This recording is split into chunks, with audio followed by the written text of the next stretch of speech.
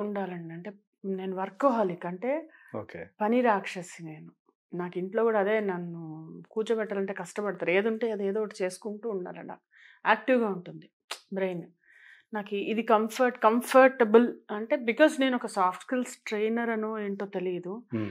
When you stay in your comfort zone హ్మ్. Growth ఉండదండి. When you step out of it అప్పుడే మనం ముందుకెళ్తామండి అప్పుడే కదా! మనం హ్మ్. ముందుకెళ్ళగలం అంతే గదా! అంతే. మన ఇప్పుడు గ్రోత్ గాని, మన డెవలప్‌మెంట్ గాని అప్పుడే ఉంటది. ఎప్పుడైనా ఇప్పుడెవడన్నా ఇప్పుడు లక్షలు సంపాదించిన ఎవడన్నా ఎప్పుడో కంఫర్ట్ వదిలేసి చాలా కష్టపడితేనే ఆ లెవెల్‌కొచ్చారు. హ్మ్. అంటిల్ అన్‌లెస్ మన తాత ముత్తాతలు మనవాళ్ళ గురించి ఆలోచించి ఇంత ఆస్తి వదిలిపోతే అప్పుడు వాడు బద్ధకంగా ఉండొచ్చేమో కానీ హ్మ్. అదర్‌వైస్ ఐయామ్ ష్యూర్ ఎక్కడో ఒక దగ్గర వాళ్ళు కంఫర్ట్ జోన్ బయటకొచ్చి చాలా వర్కౌట్ చేసుకొని ప్లాన్ చేసుకుంటే అంతే. They want anything. కొంతమందేందంటే ఎందుకు రిస్క్ ఎందుకు? హ్మ్. సేఫ్ జోన్‌లో ఉన్నాం కదా! అని సేఫ్ జోన్‌లో ఆగిపోతారది. ఉంటే అక్కడ యూ కెనాట్ గ్రో. అంతే అది అక్కడే ఉంటాం. అది. నిలబడిపోతాం గదా! హ్మ్. నిలబడిపోయినప్పుడు ఇంకేం ముందడుగు హ్మ్. అదే ఎందులోనూ వేయలేం గదా! ఏది తనంత తానే నీ దరికి రాదు. హ్మ్. శోధించి మీరే సాధించాలి. అవును. అవకాశాలని సృష్టించుకోవాల. హ్మ్. అవకాశాలు లేనప్పుడు అవకాశాలను సృష్టించుకోవాలి. సో, ఏది కంఫర్ట్ అంటే నాకు any work is fine with me. Movies హ్మ్. అంటే లెస్ వర్క్ ఉంటుంది. హ్మ్. కానీ అది అగైన్ అలా కూర్చొని మన మన షాట్ టైం కోసం వచ్చినప్పుడు వెయిట్ చేస్తూ వెయిట్ ఉండాల. చేసి షాట్ చేసి కొన్ని సినిమాల్లో అయితే అలా పొద్దున్నుంచి సాయంత్రం వరకు కూర్చొని వచ్చేసే వెళ్ళిపోయిన రోజులుంటాయి. అదే. అంటే అప్పుడు అసలు వాళ్ళు ఏం పాపం షార్టే లేకుండా. హ్మ్. వాళ్ళొచ్చి పాపం చెప్తారు. "అయ్యో! సారీ మాధవి గారు సారీ" అని. అంటే ఎందుకండి డబ్బులిచ్చారు గదా! అంతే. కూర్చుంటే ఏంటి, పని చేస్తే ఏంటి డబ్బులొచ్చాయిగా. రామారావు గారు సైతం బాలకృష్ణ గారికి ఇదే చెప్పేవాడంట. హ్మ్. ఆయనేదో లేట్‌గెళ్ళటం ఏదో చేసాడు ఒకరోజు లేట్‌గా బయలుదేరుతుంటే, "ఏంది ఈ టైం దాకా ఏం చేస్తున్నావు?" అంటే, "లేదు నాకు 12 గంటలకు, 1 గంటకి షాట్." "కాదు. నీకు ఈ రోజుకి ఇచ్చారు గదా! నువ్వు నీకు షాట్ ఉన్నా లేకపోయినా ఆయన ఏ 7:00కల్లా ఎళ్ళిపో." ఆ! 7 ఆ! కలా ఉంటారక్కడ ఆయన. అమ్మో! హ్మ్. బాలకృష్ణ గారు. హ్మ్. వెరీ హ్మ్. సో, అది ఆయన అప్పుడు షేర్ చేసుకున్నారన్నమాట. అది ఆళ్ళ ఫాదర్‌ని అలా ఫాలో అయ్యాడు. మీరు ఆయనతో కలిసి పని చేశారు కదా! ఆ! 'మిత్రుడులో' ఇంకా 'మిత్రుడు' చేశాను. హ్మ్. 'కథానాయకుడు' అది హ్మ్. ఎన్టీఆర్ గారి 'ఎన్టీఆర్' బయోపిక్. బయోపిక్ అదే. ఫస్ట్ పార్ట్‌లో. హ్మ్. హ్మ్. అది చేశాను.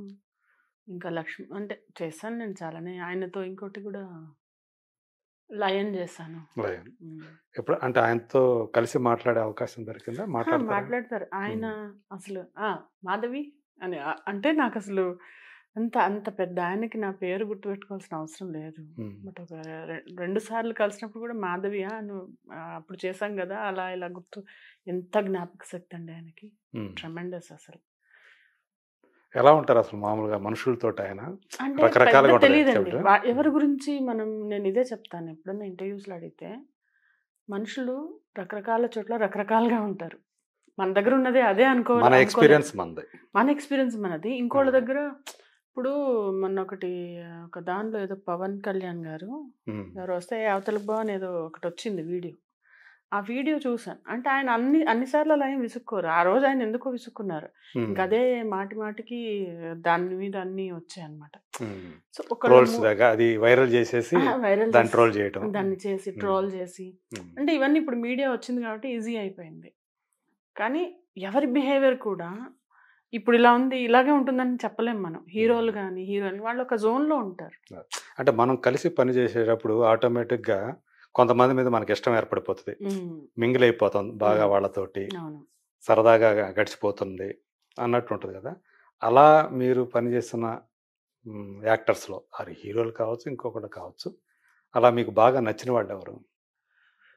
బాగా పని చేసి నచ్చడానికి పెద్ద ఛాన్స్ ఉండదు సార్. ఎందుకంటే మనకెంత నిడివి తక్కువుంటుంది వాళ్ళతో ఉండే ఇంటరాక్షన్ గాని. హ్మ్. వాళ్ళని ఇప్పుడు మనకిష్టపడాలంటే ఒకటి మనం గమనించాలి.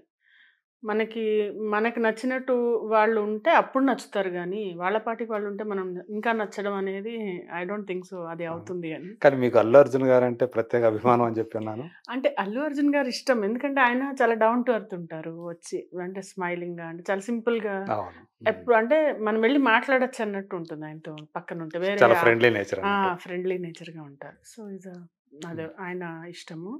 ఇష్టం అంటే నచ్చుతారు అట్లా. అదే. హ్మ్. హ్మ్. సో, ఆయనకి నేషనల్ అవార్డ్ వచ్చింది. అంటే నేషనల్ అవార్డ్ సినిమాకి స్టార్ట్ చేసిన తర్వాత 69 సంవత్సరాలైతే ఫస్ట్ ఒక తెలుగు యాక్టర్ నేషనల్ అవార్డ్ తీసుకోవటం అనేది ఆయనే. అవును. ఎన్టీఆర్ లాంటి stalwarts, legends, Akkineni Nageswara Rao వీళ్ళందరికీ జరగనిది, సాధ్యం కానిది. అది వేరే వేరే ఏ రీజన్స్ అయినా కావచ్చు. అవును. బట్ ఈరోజు ఈయన తీసుకోవటం అది అంటే పుష్ప అనే అంతే కదా, సినిమాకి. ఆయన కంఫర్ట్ జోన్ అన్నాం కదా, అందులోంచి బయటకొచ్చి ఉమ్. ఆ భుజం ఇలా వేసుకొని ఉన్నందుకు ఒక ఆయనకి ఒక గూనిలాగా పెట్టుకొని ప్రాబ్లం అయిందంట కదా, ఉమ్, చాలా ప్రాబ్లం అయిందంట, ట్రీట్మెంట్ తీసుకున్నారు. అయినా కానీ ఉమ్. డీగ్లామరస్ మొత్తం, అంటే అవును, అంత రగ్గుడుగా ఉండే అసలు. Rugged look. కదా, ఎప్పుడు అండ్ ఏదైనా అది అందులో అల్లు అర్జున్ కాదు, మనకి ఆ పుష్పనే కనిపిస్తారు. ఉమ్, అంటే అది ఆ భాష కానీ ఎంత స్టైల్గా ఉండే ఆయన, అంత అసలు అలా ఉండే అంత ట్రాన్స్ఫర్మేషన్, అంత కష్టపడ్డారు కాబట్టి దాని ఫలితం. ఉమ్. అదే ఆయన కంఫర్ట్ జోన్లో ఉండి, లేదు ఇక్కడ ఒక చిన్నది ఏదో ఇంత మరకేసుకొని నేను అలాగే గ్లామర్గా ఉంటా అంటే ఐ డోంట్ థింక్ అది వచ్చి ఉండేది కాదు. వచ్చి ఉండేది కాదు. అంటే ఆయన కష్టానికి ఆయన దానితో ఆయన పర్ఫార్మెన్స్ దాంట్లో ఆయన ఇమిడిపోయినటువంటి విధానం, డెడికేషన్ సో ఇప్పుడు అందరం కూడా మన తెలుగు వాళ్ళందరం కూడా గర్వపడుతున్నాం కదా. గర్వపడ్డదాకా ఇది ఉమ్. నిజంగా. మీరు అంటే ఇన్ని సినిమాలు చేసినా కానీ టీవీ సీరియల్స్ చేశారు కదా, మీకు మనసుకు బాగా నచ్చింది దగ్గరైన పాత్రలు ఉన్నాయా, చేశారు అసలు? చేశానండి, 2-3 ఉన్నాయి. ఒకటి కంటే కూతుర్ని కనాలి అనే దానిలో రత్నం అని ఒక క్యారెక్టర్, ఓకే, హిలేరియస్ క్యారెక్టర్ అసలు. అదంటే బాడీ లాంగ్వేజ్ కానీ మాస్ క్యారెక్టర్ అనమాట. అంటే అది చాలా, నేను ఎలా ఉంటానో దానికి కంప్లీట్లీ ఆపోజిట్. ఫస్ట్ డే అయితే నేను చేయలేకపోయాను అసలు, అంటే నాకు రాలేదు అది. అంటే ఇట్స్ వెరీ ఛాలెంజింగ్ అనమాట. ఓకే, తర్వాత డైరెక్టర్ గారి హెల్ప్తో ఆయన వాళ్ళు చాలా ఇదిగా చేస్తారండి. ఈ సీరియల్స్ అనేవి నాట్ అన్ ఈజీ థింగ్. అవును, చాలా కష్టం. డైలీ సీరియల్ షూట్ కానీ అదే అస్సలు. అంటే వాళ్ళ టార్గెట్ చాలా ఉంటుంది. సీన్స్ తీయాలి, పర్ఫెక్ట్గా తీయాలి, బాగా చేయించుకోవాలి, అలా చాలా ఉంటాయి. బట్ అంటే అది అంతలో ఆయన చెప్పి భలే బాగా చేయించుకున్నారు. అదొకటి చాలా ఇష్టం. దేవ్యాని క్యారెక్టర్ ఆఫ్ కోర్స్ చాలా ఇష్టం. అభిషేకం అంటే చేసినవన్నీ చాలా ఇదిగానే, రాబోయే చందమామలో క్యారెక్టర్ ఫలానా నచ్చలేదనేది ఏం లేదండి. అంటే కానీ మీకు చాలా ఎక్కువ ఎలివేషన్ ఇచ్చిన మాత్రం దేవయాని క్యారెక్టర్ కదా, దేవ్యాని నెగటివ్ రోల్ అవటం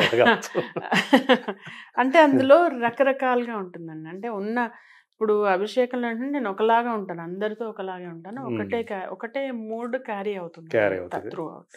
సేమ్ ఒకటే ఎమోషన్ అన్నట్టు, ఒకటే ఎమోషన్ క్యారీ అయ్యేది, చాలా ఫెరోషియస్ అదే ఉంటుంది అనమాట.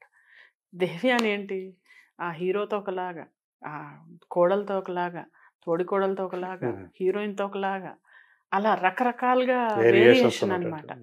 సడన్ గా ఇక్కడ ఉన్నదాన్ని మళ్ళీ మార్చి అప్పుడు ఇలా ద్వైది భావాలు చూపించాలి.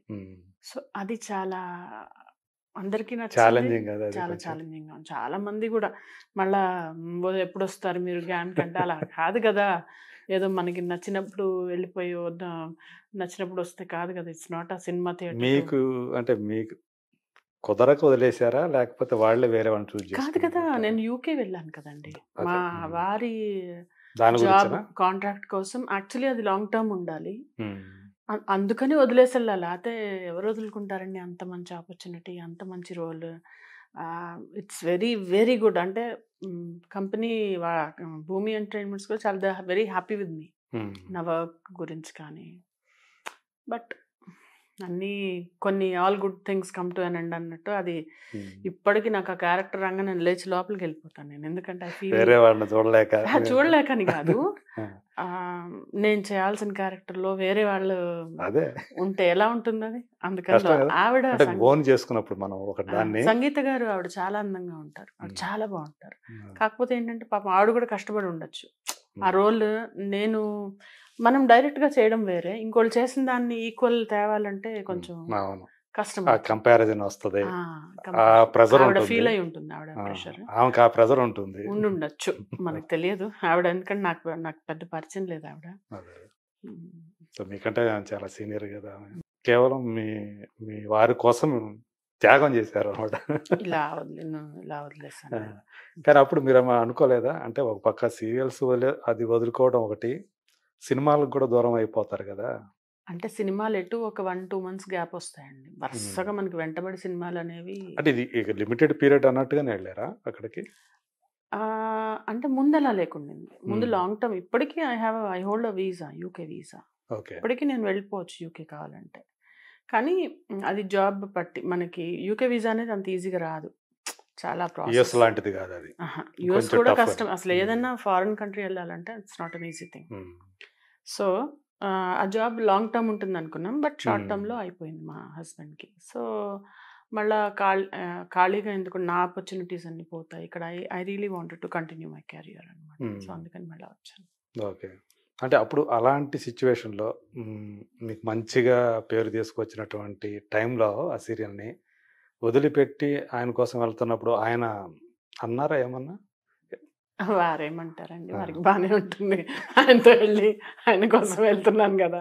అదే. అదే. ఆయనేం అనలేదు గానీ, ఆ! అంటే ఇంక అంతే కదండీ! ఇప్పుడు అంటే ఎంత మీకంటూ ఒక ఇండివిడ్యువాలిటీ ఉంటుంది. అది మీ ఉంది. కెరీరు. సో, దాని మధ్యలో సడెన్‌గా వదిలేసుకొని వెళ్ళాల్సి రావటం అంటే అనేది ఆయన్ని చూసుకోవడం ఆయనకి అంటే ఆయన ఇప్పుడు ఒక్కళ్ళే వెళ్ళి ఉండే ఇప్పుడు ఆయన అలా పెరిగారు. హ్మ్. చిన్నప్పటి నుంచి ఎవరో ఒకళ్ళ వాళ్ళ మదర్ అంటే మీ ప్యాంపర్ మీద చేసి డిపెండెంట్ అనమాట కంప్లీట్‌గా కైండ్ ఆఫ్, అనుకోవాలా? Kind of. అంటే హ్మ్. తనకి ఉండగలుగుతారు గానీ, ఎవరైనా సపోర్ట్ కంపల్సరీ కావాలి. అంటే హ్మ్. జాబ్ చేసుకుంటూ ఉంటే, ఆయన చదువుకుంటూ ఉంటే, హ్మ్. అలా పక్క నుంచి మేము ఫుడ్ ఇచ్చేసి ప్లేట్ చేతిలో ఇచ్చి చేతులు తీయడం అలా ఆయనకది అలవాటయిపోయిందనమాట. మీది లవ్ మ్యారేజా? అరేంజ్ మ్యారేజా? Arrange marriage. Arrange love marriage. Marriage. పెద్దవాళ్ళు యాహ్! చేసిందే యాహ్! అనమాట. ఆ! పెద్దవాళ్ళు చేసింది. అంటే తెలుసు. హ్మ్. అలా అంటే ఇద్దరు ఫ్యామిలీస్ కాదు. ఆయన మా నాన్నగారు మా ఇంటికొచ్చి చెస్ ఆడుకునేవాళ్ళు. అలా తెలుసనమాట. ఓకే. ఫ్యామిలీస్ అలా తెలుసనమాట. పరిచయం. అలా అనుకోకుండా అలా మ్యారేజ్ అయింది. హ్మ్. అప్పుడు మీ సో, ఏ వయసులో అయింది మీకు? నాకు 17 ఏళ్ళకయిందండి. చిన్న ఇంత పిల్లని బాల్య పెళ్లి చేసుకుని వివాహం అయితే. బాల్య వివాహం మేజర్ కాదు. కాదు. ఆ! సో, ఆ! మీకింకా ఆహ్, పూర్తి దాని మీద పెళ్లి మీద అవగాహన రాని టైంలోనే అస్సలు, జరిగిపోయింది. అస్సలు. హ్మ్. పోన్లేండి మంచిది కొన్ని విషయాలు అలా లేకపోతే నేను అసలు పెళ్ళే చేసుకోకుండా హాయిగా ఉండేదాన్నండి బాబు. హ్మ్. పెళ్లి గోల అంతా. అదే. పెళ్లి అంటే మీరు ఎక్కువగానే చదువుకున్నారు గదా! నేను పెళ్ళయిన తర్వాత చదువుకున్నా. ఎంకామ్, ఎంబీఏ ఇచ్చారండి. ఎంబీఏ. సో, మీరు వెల్ ఎడ్యుకేటెడ్. అంటే ఇప్పుడు టర్మ్స్‌లో చెప్పాలంటే చాలామంది ఆర్టిస్టుల కంటే హైలీ ఎడ్యుకేటెడ్ అనే చెప్పుకోవాలా? హ్మ్. ఆ! అందుకంటే ఇష్టం చదువుకోవడం.